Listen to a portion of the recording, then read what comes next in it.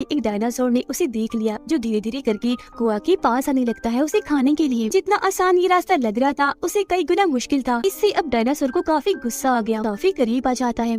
Film की शुरुआत background में चल रही एक आवाज को सुनाने से होती है जो बता रही थी कि हमारी दुनिया बहुत ही बड़ी और कभी ना खत्म होने वाली है और बिल्कुल हमारी जमीन जैसा ही एक प्लेनेट यानी सैयारा है सोलारिस, जहाँ पर इंसानों जैसी ही जिंदगी थी। उनकी वो बहुत अच्छी दुनिया थी, वो लोग बड़े आराम से रह रहे थे। अब हालांकि ये वक्त आज का नहीं बल्कि 65 मिलियन साल पहले का वक्त था, लेकिन फिर भी सोलारिस के लोग इतने ज्यादा एडवांस थे कि वो किसी भी दूसरी प्लेनेट पर आसानी से जा सकती थी, कहीं पर भी सफर कर सकती थी। हम देखते हैं इस कहानी के मेन कैरेक्टर माइल्स को, जो अपनी वाइफ और बेटी के साथ सोलारिस में रहता था और इस वक्त एक समंदर किनारे आए हुए थे। उसकी बेटी को एक जानलेवा बीमारी थी जिसका इलाज इतना महंगा था कि माइल्स के पास उतने पैसे नहीं थे, तो इसीलिए उसने एक स्पेस मिशन पर जाने का फैसला किया। मतलब वो खुद भी क्योंकि पायलट है तो साइंटिस्ट की एक टीम को इस जगह से किसी और प्लेनेट पर ले जाने वाला था और उसके इस मिशन में तकरीबन 2 साल लग जाने थे और मिशन के जितने पैसे उसे मिलेंगे उनसे वो अपनी बेटी का इलाज करवाएगा। अपनी बेटी के लिए ऐसा करना ही था उसे और कोई रास्ता नहीं था। जाने से पहले माइल्स की बेटी उसे कहती है कि डैड, मैं आपका इंतजार करूंगी, मुझे पता है कि आप सही सलामत वापस जरूर लौटेंगे। और इसी के साथ माइल्स अपने मिशन पर निकल जाता है। हमें सीधा 2 साल के बाद का वक्त दिखाया जाता है जहाँ हम आसमान में माइल्स के स्पेसशिप को उड़ता हुआ देखते हैं। मतलब वो अपनी मंजिल के काफी करीब था, आगे बढ़ ही रही थी कि तभी बहुत सारे चट्टानों के टुकड़े एकदम से इनकी स्पेसशिप से आकर टकरा जाते हैं। ये हादसा इतना खतरनाक बन जाता है कि पूरा स्पेसशिप जोर से हिलने लगता है। इस हलचल में माइल्स की भी आँख खुल गई। वो खुद ही आकर अब स्पेसशिप को चलाने लगता है क्योंकि इस वक्त बाकी के सभी लोग गहरी नींद में थे, चेम्बर्स में सो रहे थे और ये स्पेसशिप ऑटो पे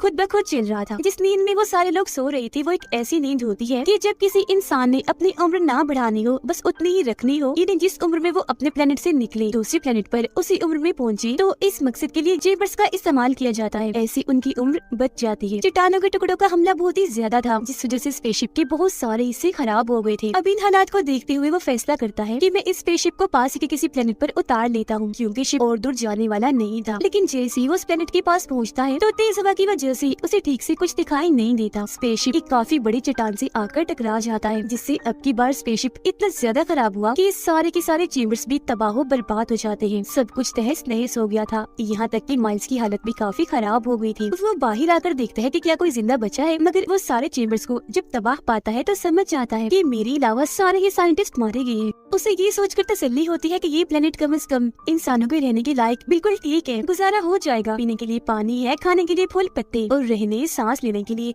बिल्कुल ठीक माहौल। लेकिन उसे ये अंदाजा नहीं था कि सिर्फ जिंदगी ही नहीं बल्कि यहाँ और भी बहुत बड़े बड़े खतरे मौजूद थे। देखने से ये प्लेनेट बिल्कुल हमारी दुनिया जैसा ही था क्योंकि ये जमीन ही थी, पर ये हमारी वो दुनिया नहीं थी जिसमें अब हम रह रहे हैं, बल्कि आज से 65 मिलियन साल पहले की, जब इंसान का रहन सहन वहाँ शुरू ही नहीं हुआ था क्योंकि वहाँ इंसान थे ही नहीं बल्कि बड़े बड़े डायनासोर्स और उन जैसे क्रिएचर्स थे। फिर अब वो इस प्लेनेट की सारी जानकारी अपने बेस में भेजता है और जो कुछ उनके साथ हुआ वो भी बताता है। उसे याद आता है कि हमारी इस स्पेसशिप में 2 छोटी स्पेसशिप भी थी जो इमरजेंसी की सूरत में काम आती थी, लेकिन उसे अंदाजा नहीं था कि वो कहाँ गिरी होंगी। और क्योंकि वो शिप्स काफी मजबूत थी तो माइल्स फैसला करता है कि अब मैं उन्हें ढूंढूंगा और कैसे भी करके अपने प्लेनेट तक जाने की कोशिश करूंगा। अब खाने पीने के लिए उसे कुछ नहीं मिल रहा था, ऊपर से इतनी मुश्किल हालात, जिस वजह से एक बार तो माइल्स खुद को मार डालने का सोचता है, लेकिन जब उसे अपनी बेटी का ख्याल आता है वो रुक गया। उसकी वीडियोस तस्वीरें देखकर उसे याद करने लगता है। फिर तभी उसे स्क्रीन पर एक सिग्नल मिलता है कि उन चेम्बर्स में से एक चेम्बर में से आवाज आ रही है क्योंकि उसमें अभी भी कोई जिंदा था। माइल्स जल्दी से चेम्बर्स के पास जाता है चेक करने कि क्या सच में कोई जिंदा है। काफी ढूंढने जांच पड़ताल करने के बाद चेम्बर उसे मिल गया। खोलने पर उसके अंदर छोटी बच्ची थी जो उसके बेटे की उम्र की थी। उसे अपने साथ वो ले जाता है और होश में लाकर पूछता है कि तुम कौन हो बेटा, कहाँ से आई थी और तुम्हारे सारे ग्रुप का क्या प्लान था। लड़की बोलती तो है लेकिन उसकी जुबान माइल्स की जुबान से बिल्कुल अलग थी। यही वजह है कि वो समझ नहीं पाता कि आखिर क्या कहना चाह रही है, किस जुबान में बात कर रही है। तभी उसे ख्याल आता है कि चेम्बर में से मुझे एक डायरी मिली थी जिसे पढ़ने पर माइल्स को पता चलता है कि इस बच्ची का नाम कोआ है। फिर अगली सुबह माइल्स इस पूरे प्लेनेट को बारीकी से जांचने के लिए छानबीन करने के लिए चला जाता है। साथ ही वो अपने छोटे स्पेसशिप को भी ढूंढने की कोशिश कर रहा था।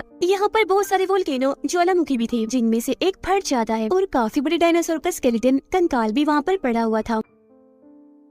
माइल्स अब यहाँ अपनी हाई टेक्नोलॉजी वाली एक डिवाइस निकालता है जो एक जीपीएस था, मतलब किसी भी चीज को ढूंढने का काम करता था। उसके जरिए माइल्स को पता चलता है कि उसका छोटा स्पेसशिप यहाँ से तकरीबन 15 किलोमीटर की दूरी पर एक पहाड़ पर गिरा है। आगे का रास्ता देखने के लिए वो जैसे ही झांकता है, डायनासोर का छोटा सा बच्चा उस पर हमला कर देता है। उसकी गर्दन से चिपक गया था, लेकिन माइल्स की किस्मत अच्छी थी, उसके पास इलेक्ट्रिक गन थी जो काफी एडवांस थी। डायनासोर के बच्चे को खुद से अलग करके पहले वो गन से मारता है, फिर एक ही बार के शॉट से जान से मार डालता है और अपनी जान बचाकर वापस बच्चे के पास आ गया। उसे इस सब के बारे में बताता है कि हमें जल्द से जल्द बीच का रास्ता पार करके वहाँ पहुँचना होगा ताकि यहाँ से निकल सके। लेकिन उसकी बात सुनकर कुआ समझाने की कोशिश करती है कि हम जिन चेम्बर्स में आए थे उनमें मेरे माँ बाप भी थे और उनको लिए बगैर मैं कहीं नहीं जाऊंगी। पर माइल्स को ये बात पता थी कि वो सारे चेम्बर्स क्योंकि तबाह हो गई है तो अब कोई भी नहीं बचा। बच्चे से ये बात वो छुपाकर वैसे उसे समझाता है, पर कुआ कुछ सुनने को तैयार ही नहीं थी। तो माइल्स उसे झूठ बोल देता है कि तुम्हारे मॉम डैड भी उस पहाड़ पर ही है, तो अब चलो मेरे साथ, जल्द से जल्द उस पहाड़ी पर हमें पहुँचना है। जिसके लिए वो मान गई और अभी लोग अपनी पूरी तैयारी करके निकल जाते हैं, अपनी मंजिल तक पहुँचने की कोशिश करती है। लेकिन जितना आसान ये रास्ता लग रहा था उसे कई गुना मुश्किल था,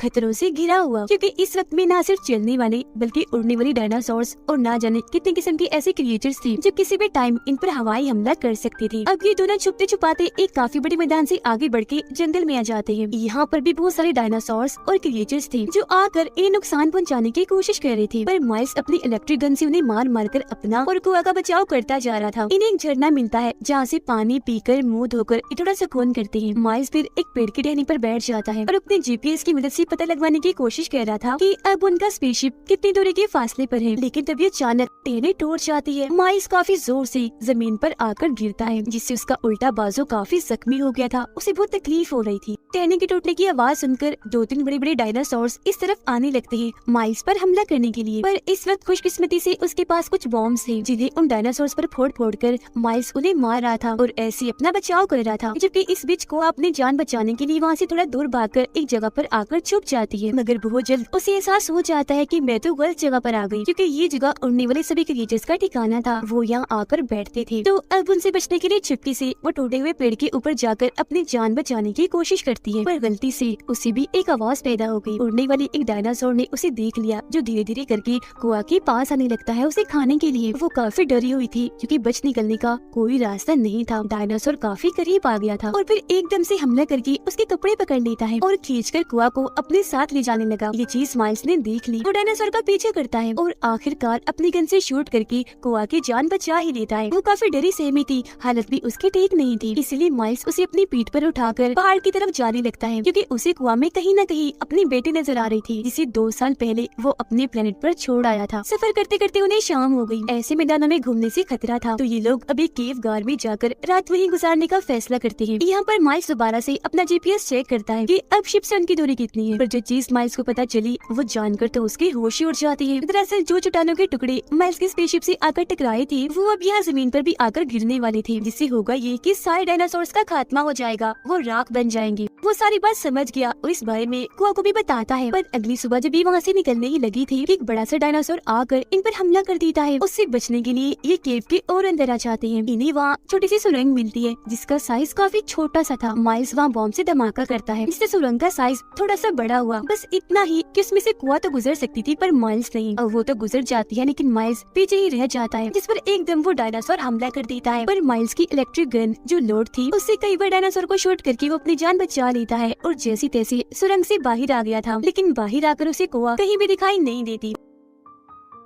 वो आसमान की तरफ से बहुत सारे चट्टानों के टुकड़े जमीन की तरफ आता हुआ देखता है, जिसका मतलब था कि जल्द से जल्द उन्हें इस प्लेनेट को खाली करके यहाँ से निकलना है, वरना ये मारे जाएंगे। और अब वो तेजी से उस जगह के लिए भागने लगता है जहाँ पर छोटा स्पेसशिप था। लेकिन इसी बीच वो गलती से एक काफी बड़े खतरनाक दलदल में गिर जाता है। बाहर निकलने की वो बहुत कोशिश करता है पर दलदल उसे निकलता ही जा रहा था। यहाँ तक कि वो कुआ को भी आवाज लगाता है पर बचने की अब कोई उम्मीद उसे दिखाई नहीं दे रही थी। काफी अंदर धंस गया था वो पूरा ही डूब जाता कि उससे पहले ही कुआ वहाँ आ जाती है उसकी मदद करने के लिए। वो पेड़ की एक लंबी सी टहनी माइल्स के पास फेंकती है, जिसको पकड़कर जैसी तैसी वो बाहर आ ही जाता है। बाहर आते ही वो कुआ को अपने गले से लगा लेता है जैसे वो उसकी बेटी ही हो, क्योंकि दोबारा जिंदगी पाकर वो बहुत खुश था। फिर उसे बताता है कि अब ये प्लेनेट बहुत जल्द खत्म होने वाला है, हमें निकलना होगा। ये पूरा दिन पूरी शाम सफर करते हैं और आखिरकार रात होने से पहले वो स्पेसशिप तक पहुँच जाते हैं। खुशकिस्मती ये थी कि इस वाले स्पेसशिप को जरा सा भी कुछ नहीं हुआ था, बिल्कुल ठीक था, ये लोग निकल सकते थे। तो वक्त को बर्बाद ना करते हुए माइल्स जैसे स्पेसशिप स्टार्ट करता है तो कुआ बाहर आ जाती है और अपने माँ बाप को ढूंढने लगी, क्योंकि माइल्स ने उसे कहा था कि तुम्हारे मॉम डैड पहाड़ की चोटी पर ही मिलेंगी। पर बहुत जल्द उसे भी समझ लग गई थी कि माइल्स ने मेरे साथ झूठ बोला, क्योंकि स्पेसशिप के हादसे में सारे चेम्बर्स तबाह हो गई थी, जिनमें कुआ के मॉम डैड भी मारे गए। माइल्स बच्चे को शांत करने की कोशिश करता है, पर वो तो काफी गुस्सा और नाराज हो रही थी। तो माइल्स उससे माफी मांगता है और सच बता ही देता है कि मैंने ये सब तुम्हारे और अपनी जान बचाने के लिए किया, और अब जल्दी करो, निकलते हैं यहाँ से, वरना हम भी चट्टानों के नीचे दबने से मारे जाएंगे। कुआ रो रही थी। अब उसका भरोसा जीतने के लिए माइल्स उसे अपनी बेटी की तस्वीर दिखाता है और बताता है कि 2 साल पहले मैं इस स्पेस मिशन पर इसीलिए निकला ताकि कमाए गए पैसों से अपनी बेटी का इलाज करवा सकूं। उसे जानलेवा बीमारी है और अब अगर मैं टाइम पर ना पहुंच सका तो वो बच नहीं पाएगी। कुआ को प्यार इसलिए दे रहा था क्योंकि उसे उसमें अपनी बेटी ही दिख रही थी, तो वो कैसे भी करके उसकी जान बचाना चाहता था। यहाँ से निकाल कर कुआ उसकी बातें सुनकर जज्बाती हो जाती है और गले से लगकर रोने लग जाती है, और अभी दोनों जल्दी से जाकर स्पेसशिप में बैठ जाती हैं। लेकिन इससे पहले वो यहाँ से निकलते ही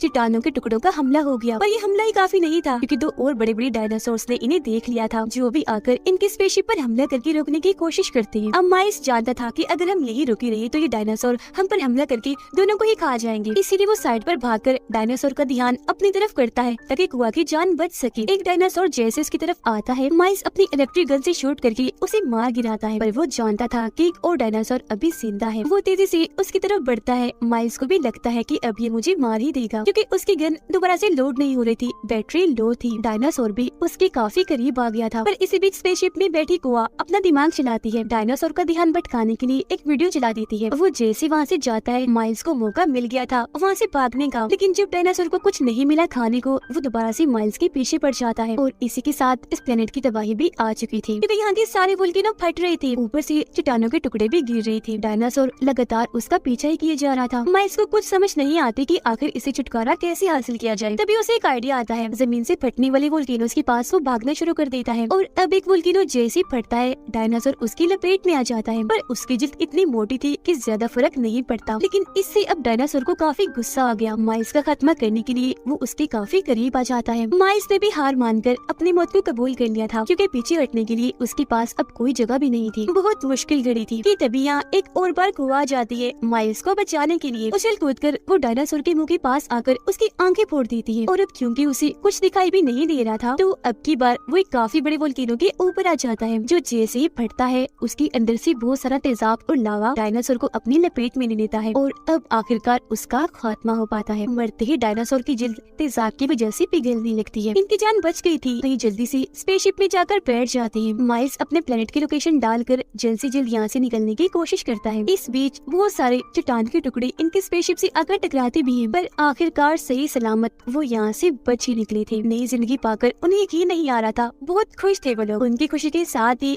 फिल्म की यहीं पर हैप्पी एंडिंग हो जाती है।